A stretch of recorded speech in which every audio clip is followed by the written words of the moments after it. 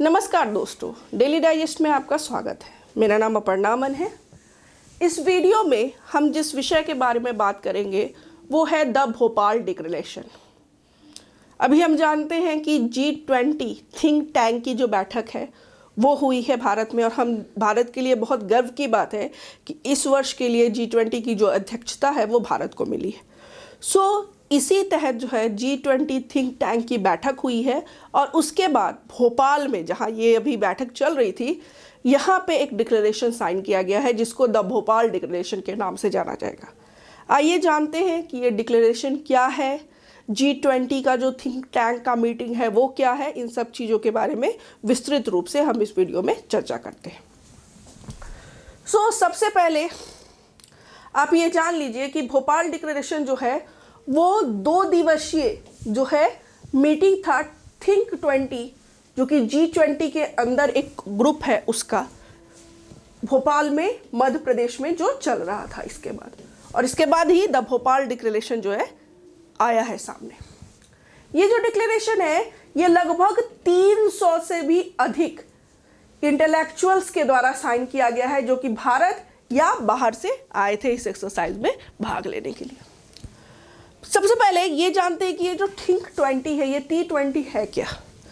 ये एक फोरम है किस चीज़ का, G20 कंट्रीज के थिंक टैंक मेंबर्स का, ठीक है, जो पॉलिसी रिकमेंडेशन देता है किसको, G20 के लीडर्स को, कि किस तरह से इस ऑर्गेनाइजेशन को आगे बढ़ा सकते हैं, मजबूत कर सकते हैं, और भी विविध सारी चीज़ों पर।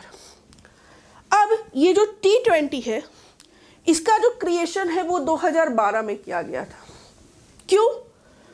इसमें G20 में जितना भी मैक्सिमम हो सके दिमाग को एक जगह लाया जाए पूरे वर्ल्ड से, ताकि जो G20 का पॉलिसी मेकिंग प्रोसेस है उसको और ज़्यादा स्ट्रेंथन किया जाए, ठीक है। और इन्हीं की जो बैठक होती है प्रत्येक वर्ष, इसी को G20 समिट के नाम से जाना जाता है, जो कि इस वर्ष भोपाल मध्य प्रदेश में हुआ है, ठीक है। अब भोपाल डिक्लेरेशन में क्या क्या चीजें बताई गई हैं, किस किस चीजों को के बारे में जो है एक सामने पत्र आया है जिसपे 300 से ज्यादा बुद्धिजीवी लोगों ने हस्ताक्षर किया है। जरा उसको देखते हैं।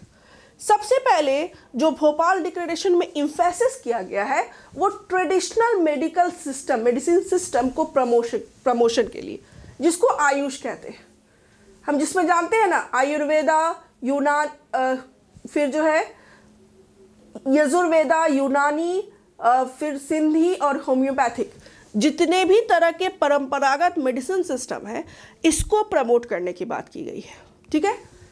दूसरा है value oriented development in infrastructure, मतलब कुछ भी किसी भी तरह का आप जो है एस्टैब्लिशमेंट कर रहे हैं वो वैसा होना चाहिए जो आपके नेशंस में आपके जो थिंकिंग है उसमें वैल्यू ऐड कर सके, ठीक है। तीसरा है बहुत और भी ज़्यादा इंक्लूसिव डेवलपमेंट। कैसे?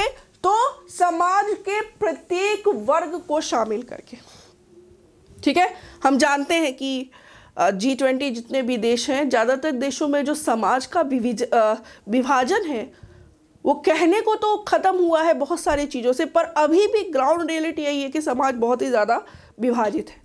उस विभाजन को ख़त्म करने की बात की गई है।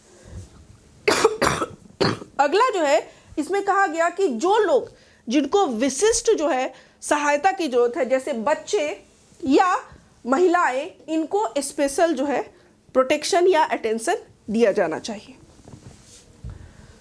फिर इसमें कहा गया कि नॉर्थ और साउथ के बीच में जो गैप है उस गैप को भरने की कोशिश की जाए जितने ज़्यादा। हम जानते हैं कि मकर रेखा जो कि भारत को कर्क रेखा 23.5 degree north tropic of cancer, जो भारत को लगभग 2 भागों में विभाजित करती है, ये जो विभाजित लाइन है ना, ये एक्चुअली इस लाइन के दोनों तरफ जो परिदृश्य है वो काफ़ी डिफरेंट है।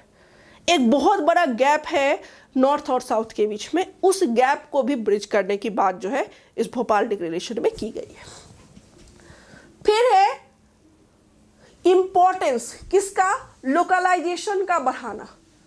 क्यों, तो G20 देशों में सस्टेनेबल डेवलपमेंट गोल के इंप्लीमेंटेशन के लिए, ठीक है।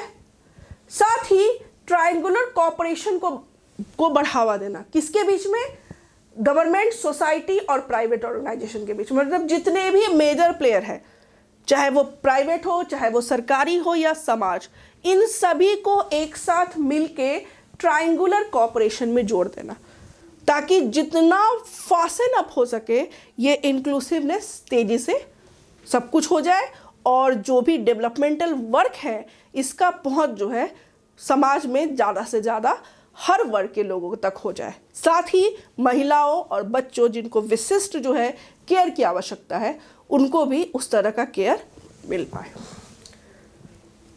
ये जो है आपका भोपाल डिक्लेरेशन है। Thank you.